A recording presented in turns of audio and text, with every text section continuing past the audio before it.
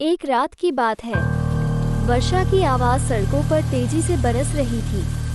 गहरे अंधकार में एक भूतिया मकान सुनसान खड़ा था। जहां कभी खुशियों और उम्मीदों की गूंज होती थी, वहां अब बस डर और आक्रोश की चीखें सुनाई देती थी। वहां के लोगों ने सुना था कि उस मकान में एक पुरानी पुरानी भूतनी रहती है जो रात में घूमती है और बच्चों को भी ले जाती है। इस डरावनी कहानी की असलियता कोई नहीं जान पाया था, लेकिन अंदाजा था कि जब रात का समय आता है तो उस मकान के पास से गुजरना बंद कर दिया जाता है।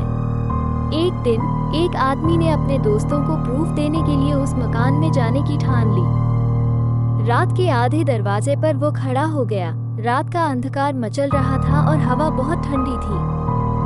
वो डर के मारे अपनी सांसें ठंडी करने की कोशिश कर रहा था।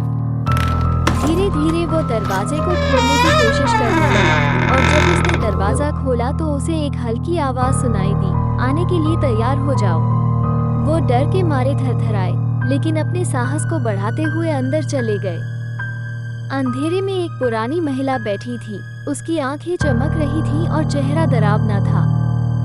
धीरे धीरे भूतनी ने आदमी के पास आकर कहा, तैयार हो जाओ, अब तुम्हें मेरे साथ चलना होगा। आदमी के होश उड़ गए और वो अपनी ताकत को खो बैठा। उसने जोरदार चीख मारी, लेकिन कोई भी उसकी मदद के लिए नहीं आया। भूतनी उसे गहरी हंसी में लिपटी रही और अचानक वो लगभग वायु के साथ गायब हो गई। उस रात के बाद से उस मकान की भूतनी के बारे में अधिक कोई कुछ नहीं सुना। जब भी कोई उस मकान के पास से गुजरता तो उसे लगता था कि उसे वो आवाज फिर से सुनाई देती है, तैयार हो जाओ। इस घटना ने उस आदमी को इतना डराया कि उसने अपनी आंतरिक शक्ति और साहस गंवा दिए। वो अब कभी रात में अकेले घूमने की कोशिश नहीं करता, और जब भी उसे किसी भूतिया कहानी की याद आती है तो उसकी रूह कांपने लगती है।